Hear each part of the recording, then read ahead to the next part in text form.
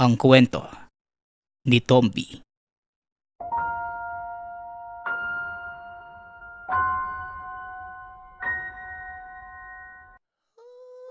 Ang kwentong ito ay mula sa isa nating kabayan na itago na lang natin sa pangalang Ram.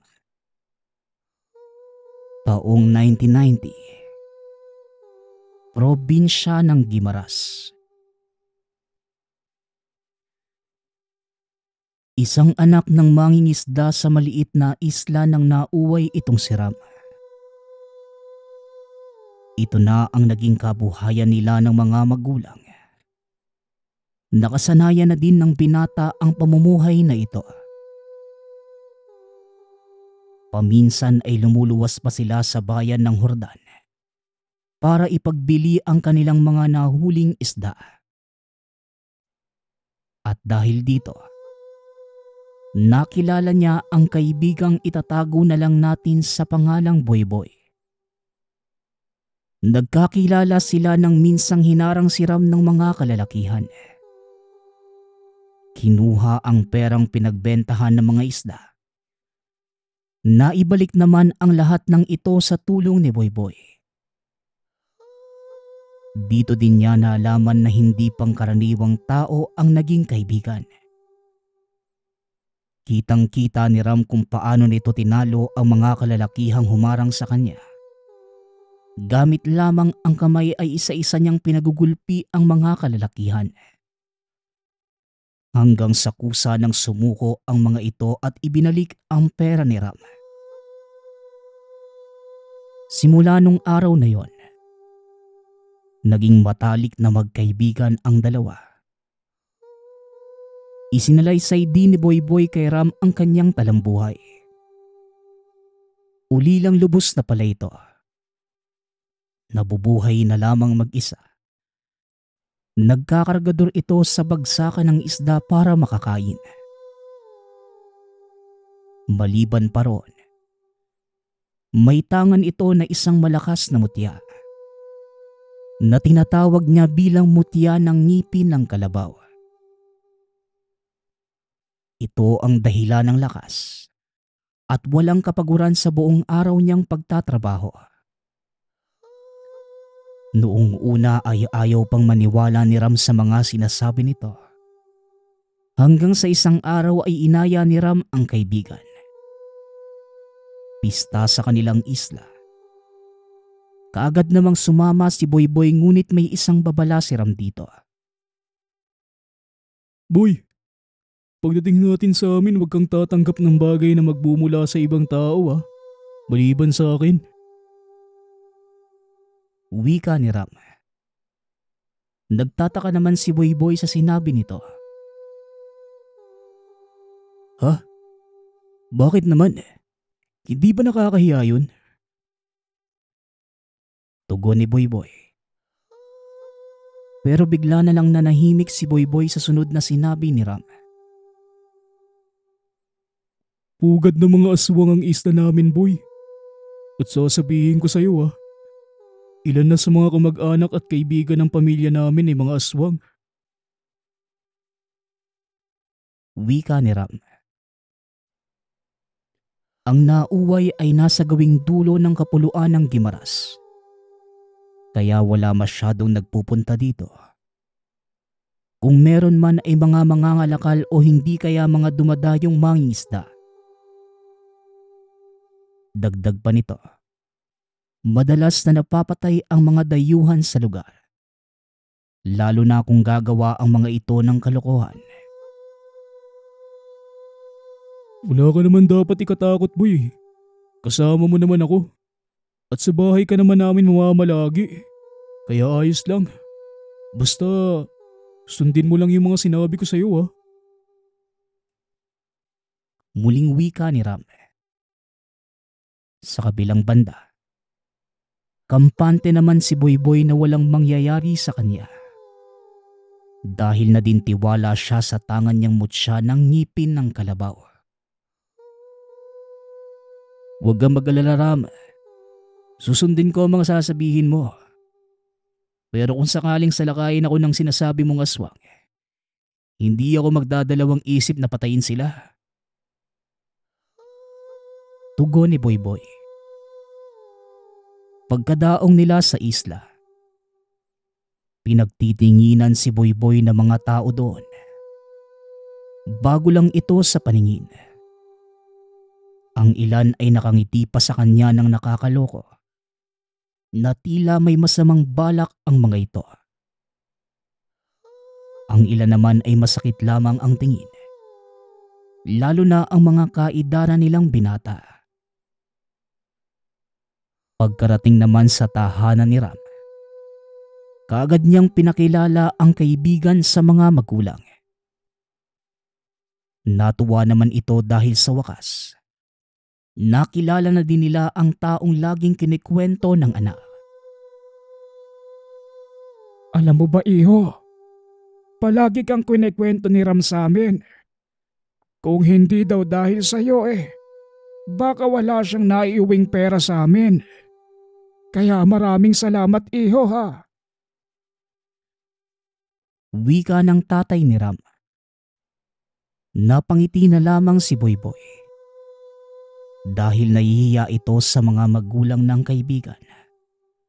Lalo na nang dumating ang nakakatandang kapatid ni Ram na si Rowena. Napatayo si Boyboy para batiin ang dalaga. Kaagad naman itong ngumiti sa kanya. Ate Rowena, si Boyboy nga pala kaibigan ko mula sa Hordan. Siya yung lagi kong kinikwento sa inyo. Pagpapakilala ni Ram sa kaibigan. Yung sinasabi mong kasing lakas ng kalabaw. Kumusta ka, boy? Buti naman at nakasama ka dito sa amin. Alam mo ba, kaunti lang ang bumibisita dito sa amin kasi natatakot sila. Siguro naman naikwento na ni Ram sa'yo kung ano ang meron sa isla namin, di ba? Wika ni Rowena. Kaagad namang inabot ni Boyboy ang kamay para mangamusta. Nakipagkamay naman ang dalaga. Ayun ba? Oo, naikwento na sa akin yun ni Ram. Binilinan na din niya ako sa mga dapat kong gawin. Tugon ni Boyboy. Kaagad naman silang sinaway ng nanay ni Ram. Ay nako, tama na nga yung usapin niyo. Halina kayo at lalamig ang merienda. Nagluto ako ng ginatahan. Sigurado akong gutom na yung kaibigan mo, Ram. Samahan mo na siya doon sa kusina. Wika ng nanay ni Ram. Pagkarating sa kusina, kaagad namang kinausap ni Ram ang kaibigan patungkol sa nakakatandang kapatid. Boy, payong kaibigan lang ha. Huwag ka masyadong magdidikit dyan kay Ate Rowena. Masyadong siloso ang maniligaw niyan. Narinig ko pa nga, may lahi daw aswang. Kaya walang gustong maging karibal nun. Wika ni Ram. Napatango na lamang itong si Boyboy. Pero para sa kanya, isa itong malaking hamon. Biglang pumasok sa isipan niya na subukan kung totoo nga bang may aswang sa lugar. Uumpisahan niya sa manliligaw ng ate ni Ram. Nung gabing yon, sakto namang dumating ang manliligaw ni Rowena. Dire-diretso lamang itong pumasok sa bakuran. Tinignan naman ni Boy si Ram. Napakunot ang noo nito na halatang asar sa lalaking yon. Maya-maya pa, tinawag na ni Rowena si Ram mula sa bintana. Sa pamamagitan ng ilaw ng flashlight, inutusan nito ang kapatid na sabihin sa manliligaw na hindi maganda ang pakiramdam nito. Kaagad namang nilapitan ni Ram ang lalaki. Roman, ang sabi ni ate umuwi ka na daw. Masama ang pakiramdam niya. Hindi ka daw niya mahaharap ngayon. Wika ni Ram. Ngunit sa halip na umalis ang binata, hinatak nito ang kwelyo ni Ram. Sa pagkakataong yon ay napatayo si Boyboy. Sabihin mo sa ate mo, buwaba siya dito kung ayaw niyang pasukin ko siya sa kwarto niya. Banta ni Roman. Narinig naman ito ng tatay ni Ram kaya dali-dali din itong lumabas ng tahanan.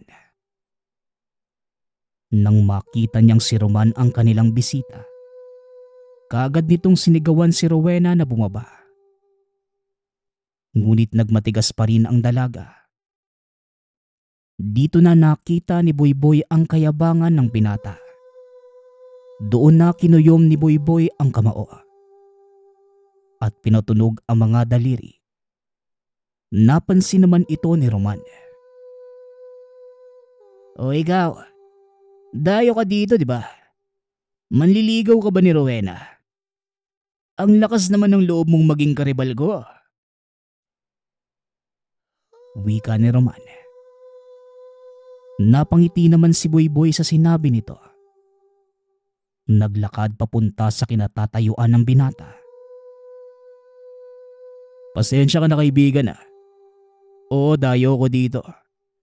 Pero hindi ako manliligaw ni Rowena. Kaso lang pre, parang sumusobra naman yata ang kayabangan mong dala rito. Tugon ni Boyboy. Kaagad naman siyang sinaway ng tatay ni Ram. Ngunit sinabi ng binata na siya na ang bahala. Wala namang nagawa ang matanda kundi hayaan ang dalawa. Sa kung anuman ang gusto nilang mangyari. Hoy Dayo, hindi mo ba ako kilala? Ha? Alam mo ba kung ano ang pamilya ko? Alam mo ba kung ano ako? Banta ni Roman. Ngunit lalo naman itong inasar ni Boyboy. Pasensya na, hindi. Magpakilala ka muna. Tugon ni Boyboy. Sabay pahid pa ng ilong. Kaagad naman siyang kwinelyuhan ni Roman. Galit na galit ito. Matapos ay sinuntok niya si Boyboy sa mukha na siya nitong pinakamalaking pagkakamali. Dahil nasalo ni Boyboy ang kamao ni Roman. Napaluhod naman ito dahil sa lakas ng pagkakapiga ni Boyboy sa kamao. Nagsilagutukan ang buto ni Roman.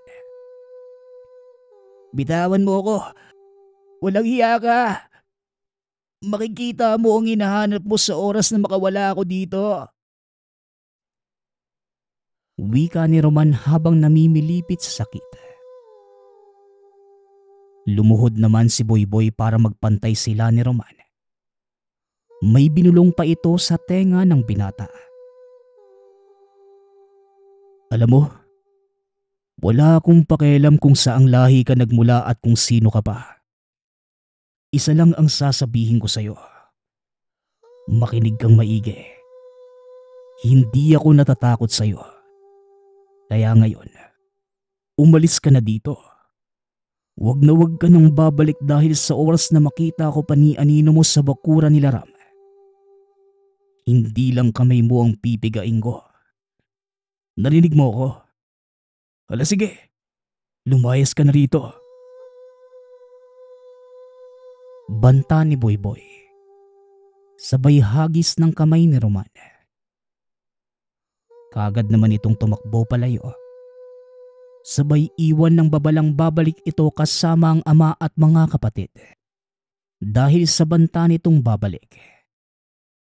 Nataranta namang pumasok ang tatay ni Ram sa tahanan para mag-ayos ng kagamitan at umalis sa lugar. Kasalanan mo ito, Boyboy. Hindi ka na lang sana nakialam. Ngayon tignan mo. Malalagay pa sa panganib ang buhay ng pamilya ko dahil sa'yo. Ang lahi ni Roman. Sila mismo ang pinakakatakutan dito sa buong isla ng Guimaras. Dahil marami na ang nakakaalam na aswang sila. Wika ni Mang Iseng kay Boyboy. Kaagad namang tumugon ang binata. Alam ko po, Mang Iseng. Amoy na amoy ko ang pagkaaswang sa taong yon. Pero sinusiguro ko sa inyo, hindi niya kayo kayang galawin. Isa pa, hindi ko siya hamunin kung alam kong hindi ko siya kayang labanan. Tugon ni Boyboy. Tinitigan ni Mang Iseng ang binata mula ulo hanggang paa. Napakaliit na tao lamang nitong si Boyboy. Halos 5 talampakan lamang ang taas. Bilugan ang katawan dahil banat ito sa trabaho.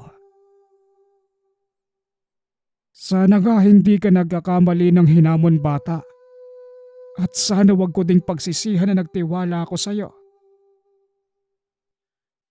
Muling wika ni Mang Iseng. Matapos yun ay pumasok na ito ng tahanan. Kinuha ang buntot paging nakasabit sa dingding. Sinabihan din niya si Rowena na bumaba ng sala. Doon magtitipon ang lahat. Naiwan naman si Boyboy na nasa labas ng tahanan.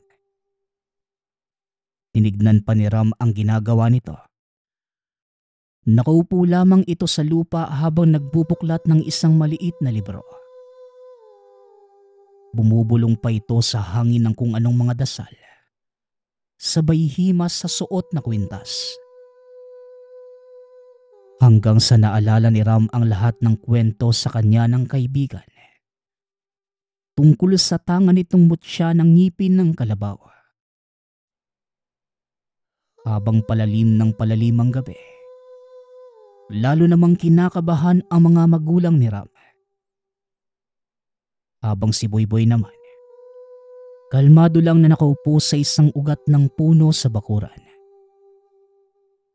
Maya-maya pa, dumating na si Roman kasama ang mga kapatid.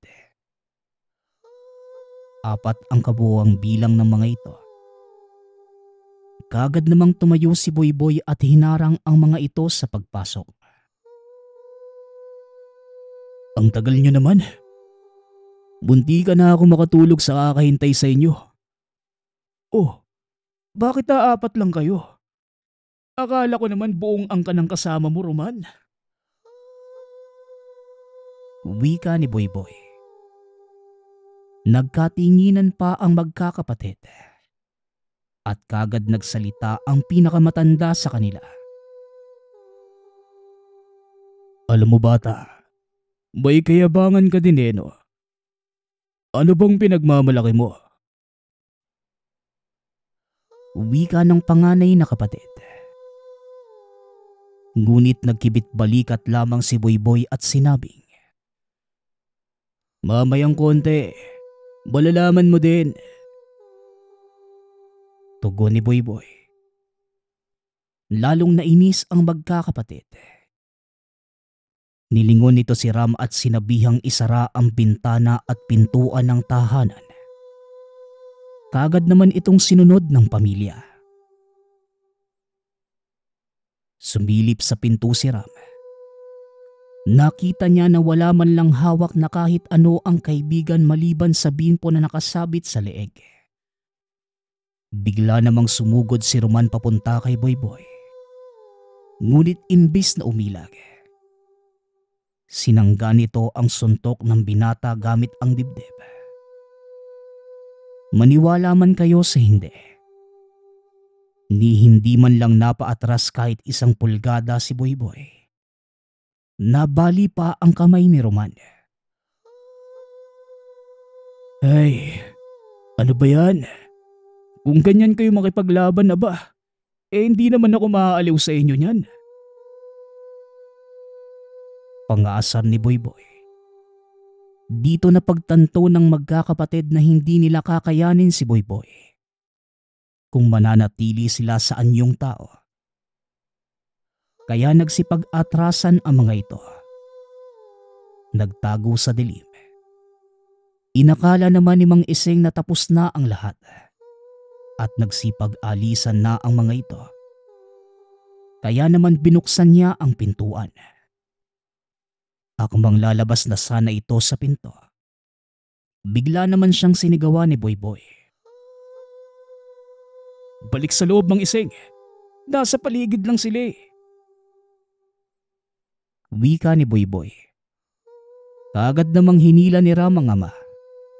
At saktong pagkapasok nito, lumapag sa tapat ng pintuan ang isang maitim na nilalang na may mukha ng baboy. Naglalaway ito habang tuloy-tuloy ang pag-aangil. Akmang papasok na ang nilalang na yon sa pinto nang bigla itong hatakin ni Boyboy palabas ng tahanan. Dito ka lang sa labas. Ako ang harapin mong demonyo ka. Wika ni Boyboy. Sabay balibag sa nilalang. Pagtayo nito ay kaagad niyang sinugod si Boyboy. Inundayan niya ito ng kalmot. Ngunit tila dumudulas lamang sa balat ng binata ang mga kuko nito. Hanggang sa nahuli ni Boyboy ang kamay ng aswang. Hinila ito kasabay ng paghampas sa isang puno. Dinig na dinig ng lahat ang paglagutok ng mga buto nito sa likuran. Pinagmasdan ni Boyboy ang nilalang. Ni hindi na ito makatayo. Kaya naman nilapitan niya ito at inapakan ng ulo. Ay, sayang naman. Akala ko magiging magandang laban to. Pero nagkamali lang pala ako eh. Hindi man lang nabasa ang kilikili ko sa inyo. Pang-aasar ni Boyboy. Sabay tadyak sa tiyan ng aswang. Nagsuka ito ng nagsuka at akmang sisipain pa sana muli. Nang bigla na lamang may tumulak sa kanya. Hinila nito papalayo ang namimilipit na aswang. Hindi pa tayo tapos. Tandaan mo. Babalikan ka namin kaya humanda ka. Wika ng nakakatandang kapatid na si Dagul. Habang unti-unting lumalayo ang boses. Kaagad namang naglakad papasok ng tahanan si Boyboy. Sakto namang pagtapat niya sa pintuan. Binuksan kaagad ito ni Mang Eseng. Nanlaki ang mga mata ng matanda nang makita si Boyboy. Dahil totoo ang sinabi nitong hindi man lang siya pinagpawisan. Por Diyos por Santo, anong klaseng tao ka bang bata ka? Daig mo pa ang kalabaw sa lakas eh. At kung makasipa ka para kang kabayo, saan mo ba kinuha ang kapangyarihan mo yan? Tanong ni Mang Iseng sa binata. Napakamot na lamang sa ulo si Boyboy at sinabi, Teka po muna Mang Iseng, baka pwede po muna akong pumasok at makiinom. Medyo nanuyo yung lalamunan ko dun eh. Tugon ni Boyboy. Sabay kamot ng ulo. Ay tamang-tama. Halika na nang makakain ka din bago pa dumating yung grupo ni Roman. Nakaluto na kami ni Rowena. Halina't alam kong gutom ka na. Wika ni Mang Iseng. Natapos naman na mapayapa ang gabing yon. Kinabukasan, nag-aya si Ram na pumunta sila sa dalampasigan para naman manguha ng talaba. At syempre, kaagad namang sumama si Boyboy. Dahil paborito niya ito. Habang naglalakad ay pinagtitinginan sila ng mga tao. Ngunit wala na yung masasamang tingin sa kanya. Ang ilan ay tumatango pa sa kanila bilang pagbati. Nanibago si Ram sa ugali ng mga tao. Dahil sa tuwing may baguhan sa lugar ay tila kakainin nila ito ng buhay. Pagkarating nila sa dalampasigan, kaagad namang nanguha ng talaba ang magkaibigan. Hanggang sa may lumapit sa kanila na isang lalaki. Napaangat ang ulo ni Ram at nanlaki ang mga mata. Nang makita na ito ang tatay ni Roman, nakangiti ito sa kanilang dalawa ni Boyboy. Tignan mo nga naman. Nakidayo ka ba dito para manguha ng talababata? Bungad na tanong nito sa kanila. Napatayo naman si Ram at kagad sinabi kay Boyboy na ito si Romualdo na tatay ni Roman. Napangiti naman si Boyboy dahil ramdam niya ang lakas nito. Alam niya sa sarili na hindi lamang ito basta. Ang totoo po, gusto ko lang naman samahan ng kaibigan ko eh. Tugon ni Boyboy, sabay ahon sa tubig. Malas lang ni Boyboy dahil hindi niya suot ang mutya. Alam niya na wala silang panama kung sakaling salakayin sila ni Romualdo. Bata, naaamoy ko ang takot sa'yo. Pero huwag kang mag-alala. Hindi ako sumasalakay sa araw. Pero ito ang tandaan mo. Maghaharap at maghaharap tayo. Pagbabayaran mo ang ginawa mo sa mga anak ko. Banta ni Romualdo. Kagad din itong umalis. Dali-dali namang umuwi ng tahanan ang magkaibigan. Sinabi ni Ram ang nangyari sa ama. Samantalang si Boyboy naman ay tumuloy sa silid at kinuha ang mutya at sinuot. Lumuhod ito sa sahig at nagdasal. Sa isip ni Boyboy, alam niyang malakas ang taong yon at maaaring hindi niya ito kayanin. Ngunit malaki ang tiwala niya sa tangan. Dahil kailanman, hindi siya nito iniwanan at alam niya na hindi lang yon ang kaya niyang gawin. Binuksan niya ang pinakahuling pahina ng libreta. Binasa ang huling aral na tungkol sa mutya. Kabilin-bilinan ng lolo na siyang may bigay nito sa kanya. Nagamitin lamang ito sa oras ng kagipitan. Alam ni Boyboy na ito na ang pagkakataong sinasabi ng lolo. Binasa ito ng binata at inusal ang mga dasal sa huling pahina ng libreta.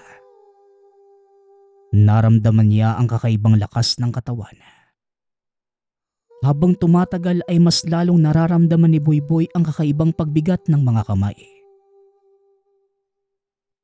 Hapon na nang matapos ito sa pag-uusal. Kagaya nung una. Naupo ito sa labas ng bakuran sa pagkakataong yon. Nakaharap na siya sa tahanan. Habang nakapikit ang mga mata, pinagmamasdan siya ni Ram. Kitang-kita nito sa kanya ang kakaibang kapayapaan. Napakahinahon ng paghinga nito na parang walang takot na nadarama. Hanggang sa sumapit ang paglubog ng araw, ay siya ding pagdilat ng mata ni Boyboy. Ramdam niya mula sa kinauupuan ang lakas ni Romualdo. Hanggang sa nakita niya ang isang nilalang na lumapag sa bubong nila Ram. Tinignan niya ang buong pamilya ng kaibigan. Nakita niya ang takot sa mga mata nito. Mabuti naman at nakapaghanda ka. Ngayon bata, tikman mo ang paghihigante ng isang ama. Wika ni Romualdo sabay baba mula sa bubong. Walang sabi-sabi sinalakay nito si Boyboy. Nagulat naman ang binata sa bilis nito. Kagad siyang nasakal ng aswang kaso lang. Mas malakas sa kanya si Boyboy. Nagawa nitong kalasin ang kamay ng kalaban gamit lamang ang mga kamao. Hanggang sa binigyan niya ng isang malakas na suntok si Romualdo. Napaatras ang nilalang. Napatulala si Romualdo sa ginawa ng binata. Nang matauhan nito ay nakita niyang papasugod na sa kanya si Boyboy. At isang malakas na suntok sa dibdib ang binigay niya sa aswang. Napaluhod si Romualdo na nagbigay naman ng pagkakataon kay Ram para ihagis sa kanya ang buntot pagi. Kaagad naman itong nasalo ng binata. Hinagupit niya ng ilang beses si Romualdo. Halos hindi makasigaw ang aswang sa bilis ng paghagupit sa kanya. Hanggang sa maputol ni Boyboy ang kamay ni Romualdo. Ginamit ng binata ang buntot pagi at sinakal ang nilalang. Malakas ka, pero hindi ikaw ang nilalang napapatay sa akin. Wika ni Boyboy. Sa harapan mismo ng pamilya ni Ram, pinatay nito si Romualdo. Matapos ang gabing yon, nagpasya na si Boyboy na bumalik sa Hordan. Naiwan naman sa alaala ng kaibigan ang kakaibang ginawa ni Boyboy. Isang alaala na habang buhay ipagmamalaki ng binata. At may sasalaysay niya sa mga magiging anak. Na minsan ay nagkaroon siya ng kaibigan na may katangiang bigay ng tangan. Namut siya ng ngipin ng kalabaw.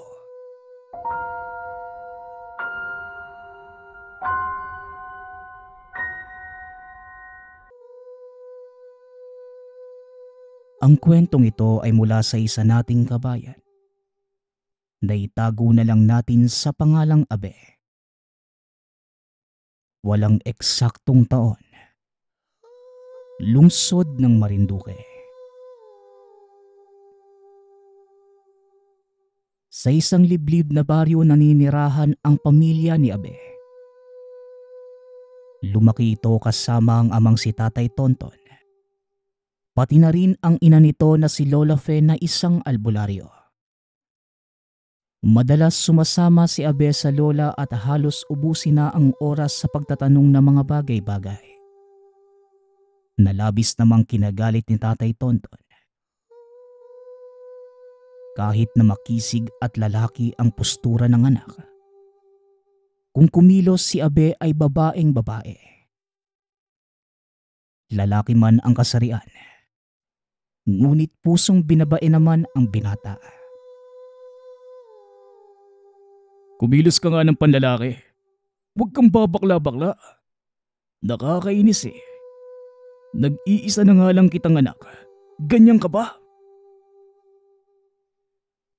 Wika ni Tatay Tonton sa anak. Napayuko na lamang si Abe sa mga sinabi ng ama. Nais man niyang sundin ang gusto ni Tatay Tonton. Ngunit hindi niya magawa dahil ganun na talaga siya. Ay naku Tonton, huwag mo na nga pag-initan itong apo ko. Mabuti pa nga si Abe eh, kahit babakla-bakla, maaasahan sa bahay. Hindi gaya ng mga tunay na lalaki. Walang ampag gaya mo. Tugon ni Lola Fe. Nainis naman si Tatay Tonton sa sinabi ng ina. Ay naku nay, hindi na po ako bata. Alam ko na ang ginagawa ko. Isa pa, palagi mo na lang kinakampihan nitong si Abe. Kaya lumalaki ang ulo. Kasalanan ang pagiging bakla. Dahil sa mata ng lahat, dalawa lang ang kasarian na ginawa ng Diyos. Babae at lalaki lang. Muling wika ni Tatay Tonton. Nainis si Lola Fe kaya nahampas nito ang anak. Di napapabilang ang apo ko sa babae. Ayaw mo yon. Natatangi ang anak mo. Espesyal parang ikaw. Pamimiloso pong tugon ni Lola Fe sa anak. Napailing na lamang si Tatay Tonton sa mga sinabi ng ina. Umalis na lamang si Tatay Tonton at hindi na nakipagtalo pa kay Lola Fe. Dahil alam niya na hindi naman siya mananalo sa ina. Pagkaalis ni Tatay Tonton, napabuntong hininga ng malalim si Abe. Ay nako, kailan kaya ako matatanggap ni Tatay? Sa lahat ng tao siya pa talaga ang unang taong nang mamaliit at nanlalait sa akin. Mahirap bang tanggapin na isa akong babae at hindi lalaki? Kahit papano, sinusunod ko naman ang nais niya. Nagtapos ako ng pag-aaral ko at andito lang ako palagi sa bahay. Ano pa kayang kulang para tuluyan niya ako matanggap? Wika ni Abe. Nakita naman ni Lola Fe ang lungkot sa mukha ng apo at kagad niya itong niyakap. Apo, hayaan mo na lang muna ang tatay mo. Kalaunan matatanggap ka din yan, tsaka ganyan na talaga yang si Tonton. Pero mahal ka niyan. Nasasaktan siya sa tuwing nasasaktan ka sa mga sinasabi ng iba. Kaya imbes na masaktan ka ng ibang tao, siya na mismo ang nagsasabi sa'yo para masanay ka. Tugon ni Lola Fe. Paano mo naman po nalaman, Lola? Palagi na nga lang galit yan sa akin si tatay. Kung magsalita siya, parang hindi niya ako tunay na anak. Muling wika ni Abe. Alam mo po, hindi lang marunong ang tatay mo na ipakita sa'yo kung gaano kanya kamahal. Alam mo ba nung bata ka? Nung pinalo ka ng tatay mo dahil napaaway ka sa eskwela. Pagkatapos nun, pumunta si Tonton sa bahay ko. Umiiyak at sinabi sa akin, ayaw niyang nakikitang nasasaktan ka ng dahil sa panghusga ng ibang tao. Dahil mas doble ang sakit na nararamdaman niya. Kaya ang ginagawa niya, siya na lamang ang nanakit sa'yo kaysa sa ibang tao. Paliwanag ni Lola Fe at naiyak naman si Abe. Sa totoo lamang, kahit na tila hindi tanggap ni Tatay Tonton ang anak. Pero sa kaloob-looban nito, mahal na mahal niya si Abe. Tama ang mga sinabi ni Lola Fe dahil wala namang magulang na gustong nasasaktan ng anak. Dahil doble ang nararamdaman nila. Sa paglipas ng mga araw, naunawaan ni Abe ang ama kung bakit ganun ito makitungo at ituring siya.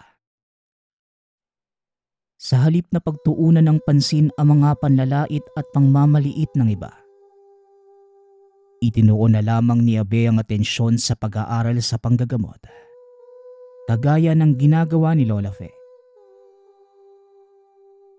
Palaging nasa tabi ng matanda si Abe, nakaalalay lalo pat may katandaan na ito. Madalas nang nakakaramdam ng pagkirot ng puso si Lola Fe. Ngunit hindi niya yon pinapahalata sa anak at kay Abe. Alam ni Lola Fe na labis na mag-aalala ang mga ito kung sasabihin niya ang karamdaman. Hanggang sa isang araw, habang nanggagamot ang matanda ay bigla na lamang inatake sa puso si Lola Fe. Kagad naman itong naisugod sa ospital at ipinagpatuloy ni Abe ang panggagamot ng lola. Nang matapos, kagad na sumunod si Abe at mabuti na lamang. Hindi gaanong malubha ang nangyari kay Lola Fe. Ngunit nang makalabas ito ng ospital, tumigil na ito sa panggagamot na ikinalungkot ng kanilang mga kabaryo. Kaya naman nagpasya si Abe na ipagpatuloy ang inumpisahan ng lola. Noong una, hindi naniniwala ang mga tao kay Abe. Dahil sa kasarian nito ngunit nang makita nila ang kakayahan ni Abe, doon lamang nagsimulang magtiwala ang mga ito sa kanya. Mas dumami pa ang mga naging pasyente ni Abe. Marami ding galing sa ibang baryo.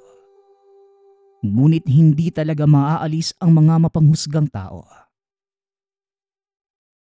Kaya mo ba talaga akong gamutin? Kasi bakla ka eh. Tatala ba yung panggagamot mo? Eh di ba, kasalanan ang maging isang bakla? Wika ng babae. Hindi naman nakapagpigil si Lola Fe. Hoy iha, nagpunta ka ba dito para magpagamot o para manlait? Alam mo, kahit babae ka, mas maganda pa ang apo ko sa'yo ng ilang ulit. Hindi ka na nga maganda. Bulok pa ang ugali mo. Umalis ka na nga dito at baka hindi pa kita matansya. Wika ni Lola Fe. Nainsulto naman ang babae sa sinabi ng matanda. Che, bakla naman po ang apo mo eh. Walang mararating sa buhay. Bayot, salot. Muling panlalait ng babae at umalis na ito sa tahanan nila Abe. Imbes naman na mainis at masaktan, natawa na lamang si Abe sa mga sinabi ng babae. Lalo na ang pakikipagtalo ni Lola Fe. Ay nako, si Lola talaga. Kahit kailan patola ka eh no? Hinayaan mo lang sana. Tsaka maganda naman siya eh. Ewan ko ba? Pero sa halip na mainis at masaktan ako sa mga sinabi niya, natawa na nga lang ako. Wika ni Abe. Natuwa naman si Lola Fe at kahit papano, gumaan na ang kalooban dahil nasanay na ang apo sa mapanghusgang mundo. Eh paano kung makapang-insulto kasi sa'yo?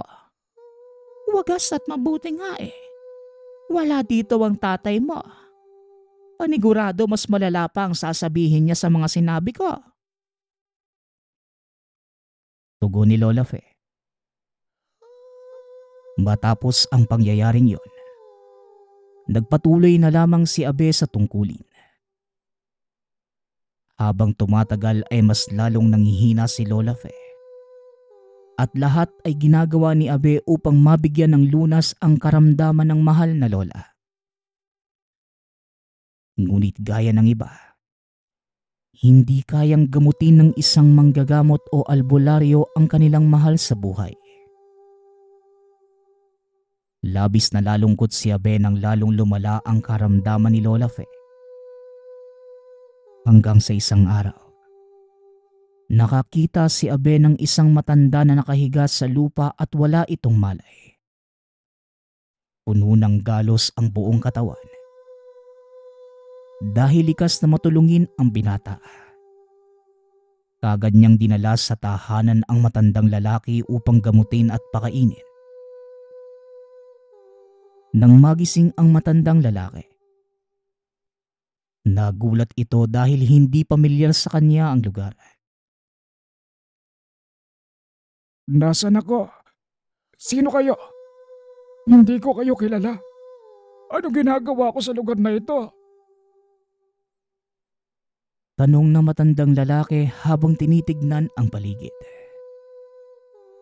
Tahimik lamang itong nakamasid. Pakiramdam niya ay sasaktan siya ng mga tao sa paligid. Kamusta po ang pakiramdam mo, Manong? Andito po kayo sa bahay namin. Nakita po kita sa daanan eh. Sugatan ka po at walang malay kaya nagpasya po kung kunin ka. Naaawa po ako sa iyo eh. Wika ni Abe. Napaupo na lamang sa lapag ang lalaki. Hindi mo na sana ako tinulungan pa kung mahal mo pa ang buhay mo. Maraming galit sa akin. Lalo na ang malalakas na aswang dahil napatay ko ang pinuno nila. Tugon ng matandang lalaki. Doon lamang napag-alaman ni Abe na isang magaling na antingero ang matandang lalaki. Nagpakilala ito sa pangalang Ilyong. Huwag po kayong mag-alala dahil isa po kong manggagamot na minana ko pa sa lola ko.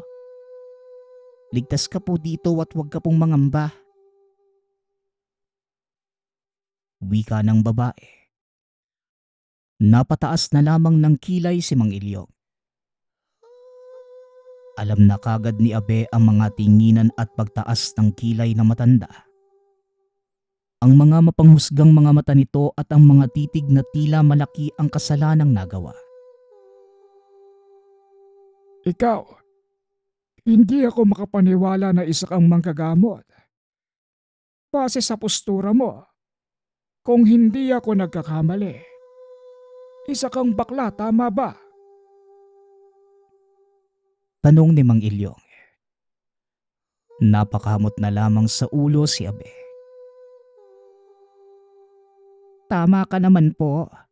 Pero kasi, hindi naman po ako bakla na gaya ng iniisip ng marami. Pusong babae po ako.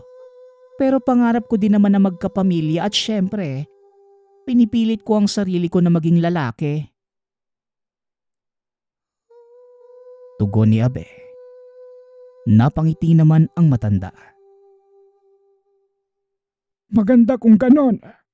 Nga pala, ang lahat ng sinabi ko kanina ay totoo.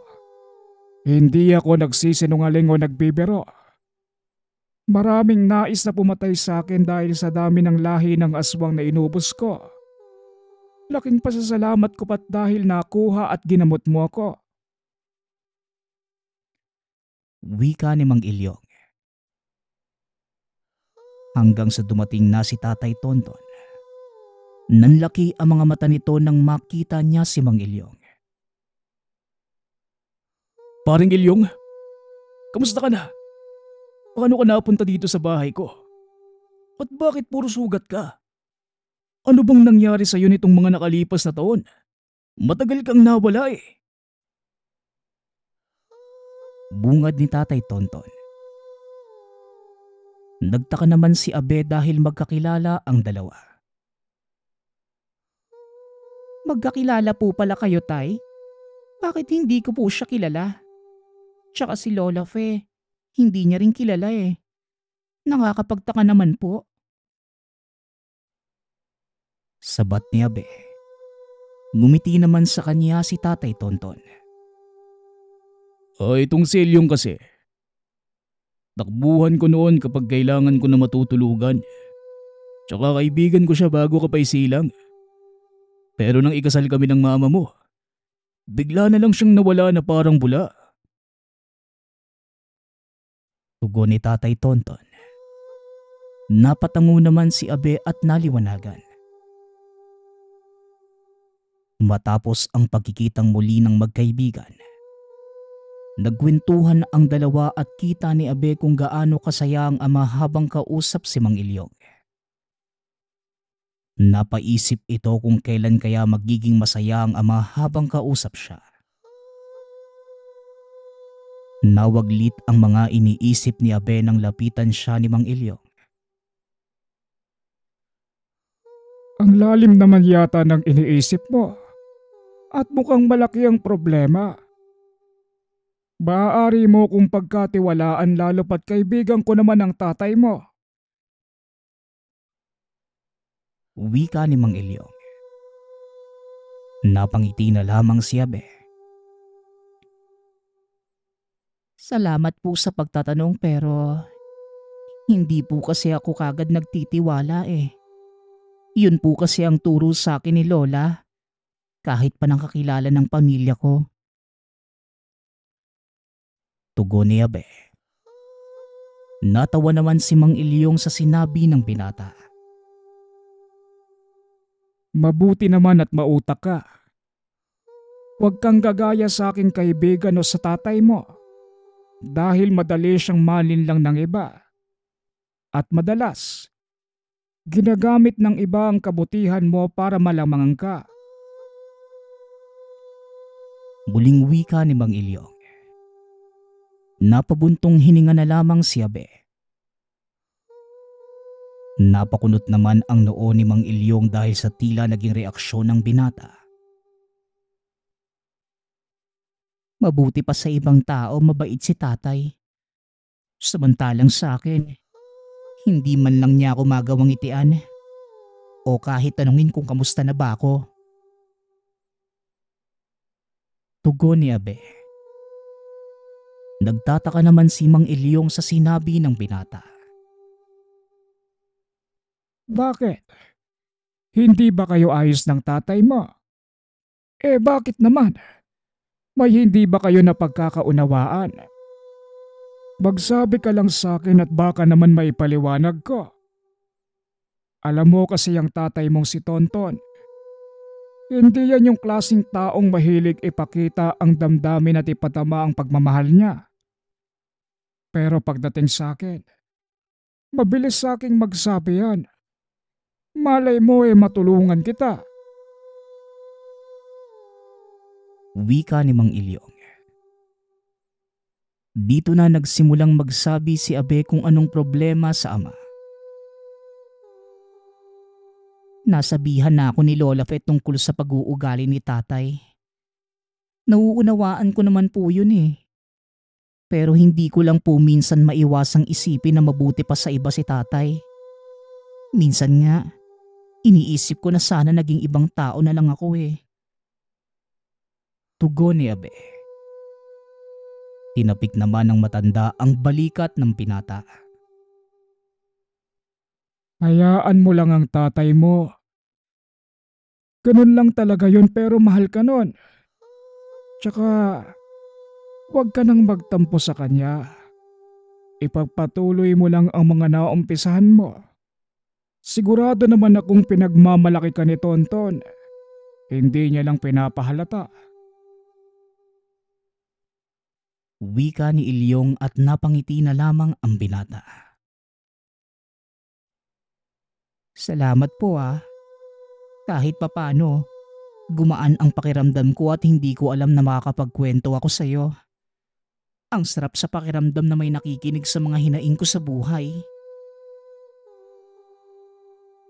Tugon ni Abe. Ayos lang yon. Ang bahalaga sana ayos ka na. Kapag may problema ka, magsabi ka lang sa akin.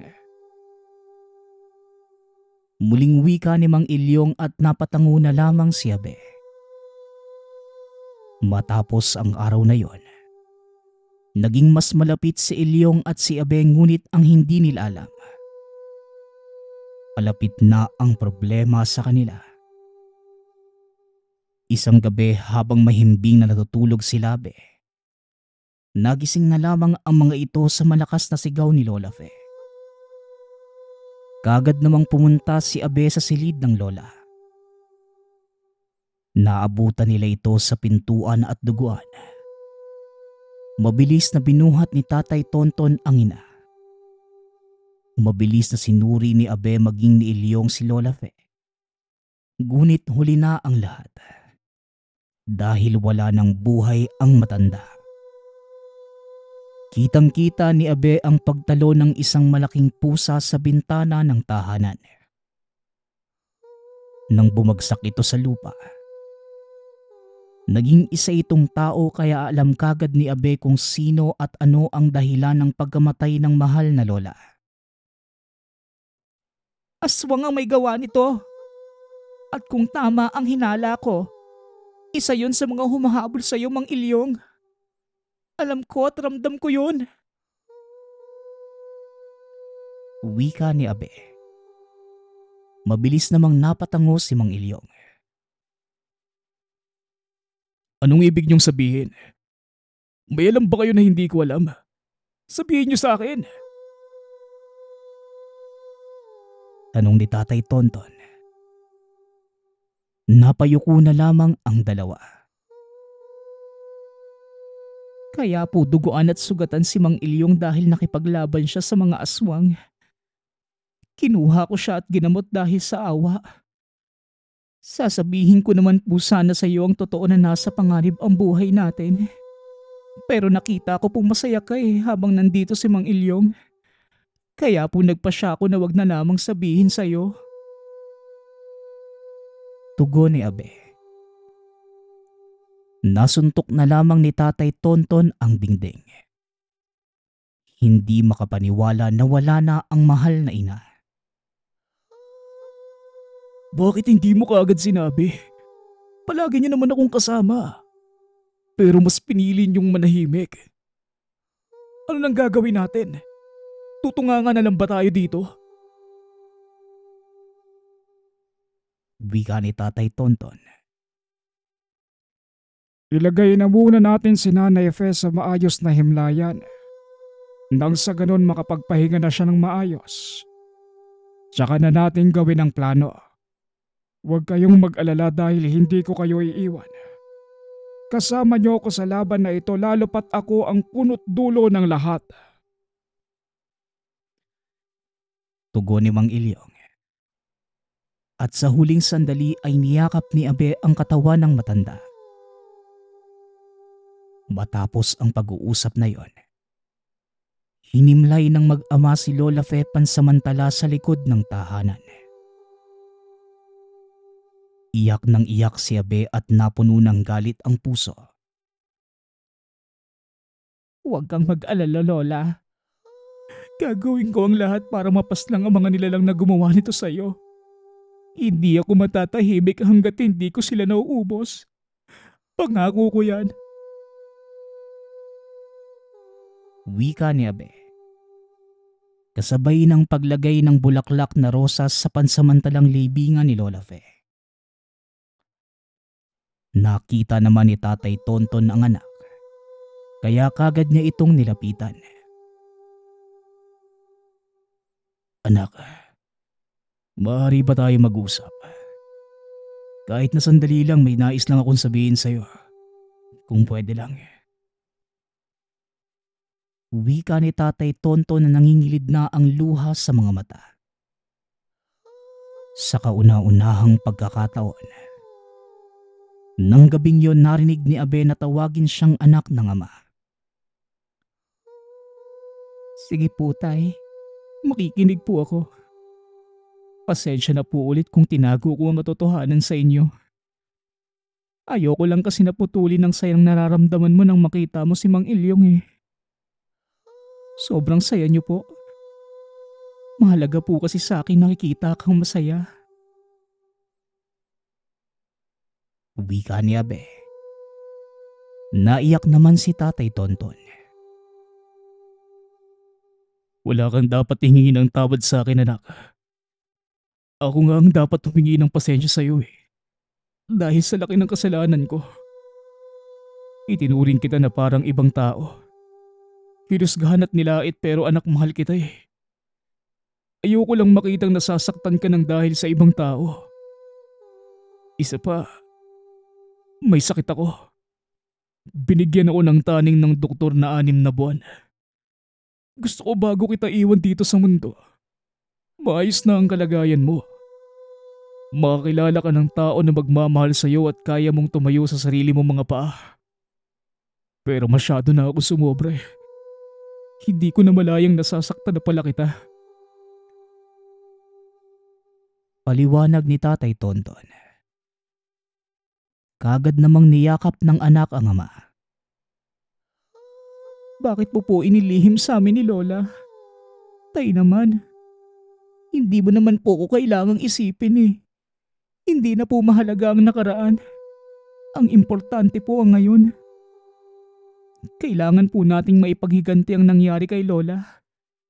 Aalis tayo dito sa baryo at magsisimula tayong ulit. Wika ni Abe at napatango na lamang si Tatay Tonton. Matapos ang pag-uusap na yon, pumunta na sa loob ng tahanan ang dalawa at nakita nila si Mang Ilyong. Naghahanda na sa pagsugod nila sa mga aswang. Alam ni Abe na hindi magiging madali ang lahat. Dahil yon ang kauna-unahang beses na makikipaglaban siya sa mga nilalang ng kadiliman. Ngunit malaki ang tiwala niya kay Mang Ilyong. Hindi sila papabayaan ng kaibigan ng ama. Ayaw pa sanang pasamahin ni Abe si Tatay Tonton dahil nag-aalala ito sa kalagayan ng ama. Subalit naging mapilit si Tatay Tonton. Magkakasama ang tatlo na sumugod sa kuta ng mga aswang. Kagad gumawa ng ritual si Mang Ilyong upang hindi kagad mapansin ng mga kalaban ang kanilang presensya. Binabalot man ng kaba ang puso ni Abe. Ngunit nagpakatatag ito para mabigyang hustisya ang nangyari kay Lola Fe.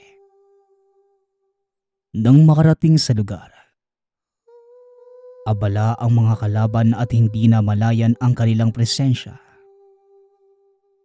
Nagpatuloy lamang ang mga ito sa paglalagay ng mga patibong at mga sandata sa bawat sulok ng paryo.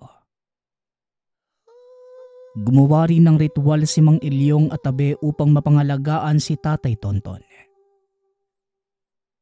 Alam nila na maaari itong mapahamak anumang oras, lalo pat wala itong kaalaman sa pakikipaglaban sa mga nilalang ng kadiliman.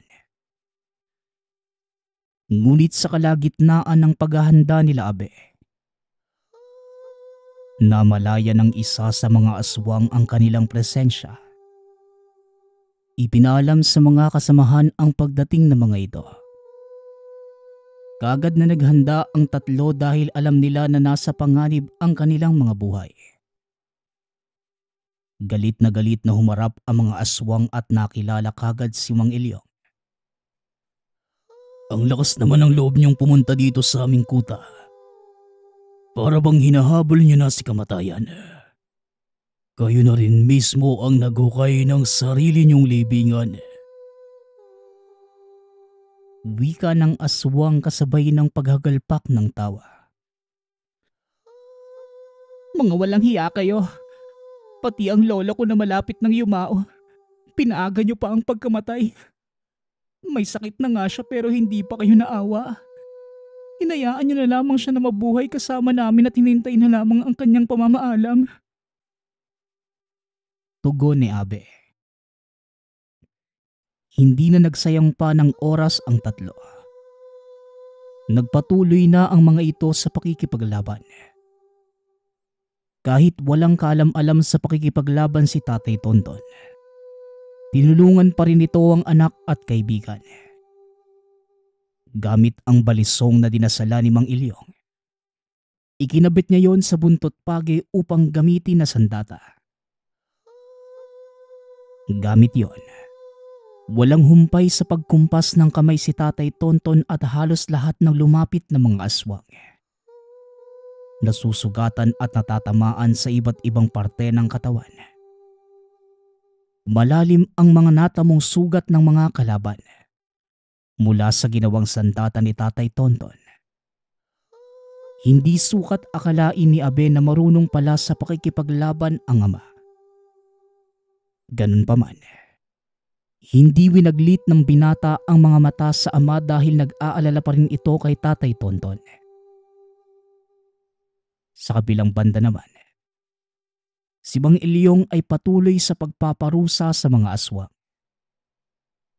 Wala itong habas sa pagpatay sa mga kalaban. Ginigilitan at pinuputol ang ulo ng mga kalaban na hindi rin naasahan ni Abe. Hindi rin nagpatalo ang binata. Lahat ng natutunan niya mula sa lolang namatay ay ginamit niya para masugpo ang mga kaaway. Dahil sa pagtutulungan ng tatlo, unti-unting naubos ang mga kalaban ngunit natitira pa rin ang mga matitibay at malalakas. Pagod na ang tatlo at marami pa ring mga kalaban. Bakit parang hindi sila nauubos? Napapagod na rin ako at sugatan na. Pakiramdam ko, ito na ang katapusan natin. Pero mas mabuti pa rin to. Mamamaya pa tayo ng lumalaban kaysa sumuko ng talunan. Uwi ka ni Tatay Tonton. Kaagad naman itong nilapitan ng anak. Huwag mong isipin yan, Tay. Sabay-sabay tayong pumunta dito. magkakasama rin tayong aalis. Makakaligtas po tayo dito dahil alam kong hindi tayo pababayaan ni Lola Fe. Lalo ng Panginoon kaya wag po kayong mawalan ng pag-asa. Tugon ni Abe. Nagsimula na muli sila sa pakikipaglaban. Kahit pagod na at sugatan, nagpatuloy lamang sa pakikipaglaban sila Abe para sa kanilang buhay. Nais nilang matalo ang mga aswang na pumaslang kay Lola Fe. Lalo na si Abe dahil galit na galit ito. Akalain mo yon? Baklang lumalapan. Patawa ka. Dapat lumampa ka na lang sa mga piyesta eh. Insulto ng aswang na mas lalong nagpagalit kay Abe. Ang baklang minamaliit mo at pinagtatawanan, ang gigilit at pupugod sa ulo mo. Dudukutin ko ang puso mo at pipira-pirsohin na parang karne ng baboy. Tugon ni Abe at tumawa ng napakalakas. Tila ibang Abe na ang kaharap ng mga aswang na mga oras na yon. Napailing naman ang aswang at hindi na nagsayang pa ng oras si Abe. Mabilis itong tumakbo at sinakal ang aswang gamit ang buntot page. Kagad itong humigpit sa leeg ng aswang. Ngunit sa kasamaang palad, nakuha nito ang hawak ni Tatay Tonton. Iwinasiwas niya ang sandata na may balisong. Akma sanang tatama na ito sa likuran ni Abe. Ngunit niyakap ito ni Tatang Ilyong. Kaya ito ang tinamaan sa likuran at bumuo ng balisong sa likuran ni Ilyong. Sa gulat at pag-aalala ay nabitawan ni Abe ang aswang. Inilagay ang damit sa sugat ni Ilyong. Gumisi naman ang aswang at akmang susugod na ito kay Abe. Hanggang sa isang putok ng baril ang kanilang narinig. Bumulagta ang aswang. Nakita ni Abe na nabitawan ni Tatay Tonton ang baril na wala ng bala. Napaluhod ito at tumumba. Nanlaki ang mga mata ni Abe nang makita niya na may tama sa kaliwang dibdib ang ama. Hindi na alam ni Abe kung sino ang uunahin ng mga oras na yon. Pumikit ang binata at nagdasal. Ilang sandali lang. Dumating ang ilang tao at nagulat sila nang makita na duguan si Tatay Tonton at Mang Ilyong. Mga ngaso ang taong nakakita kay Abe. Kagad siyang tinulungan ng mga ito upang dalhin ang dalawa sa pagamutan. Naging maayos naman ang kalagayan ng dalawa. Sa paglipas ng panahon, minabuti ni Abe na talikuran na lamang ang tungkulin at nagsimula ito ng bagong buhay. Sa kasalukuyan, binabae pa rin si Abe. Ngunit nagkaroon ito ng asawa at isang anak. Tinanggap nito ang buong pagkatao ni Abe. Magpasa hanggang ngayon, hindi pa rin malilimutan ni Abe ang lahat ng nangyari. Nang mamatay ang lola sa kamay ng aswang.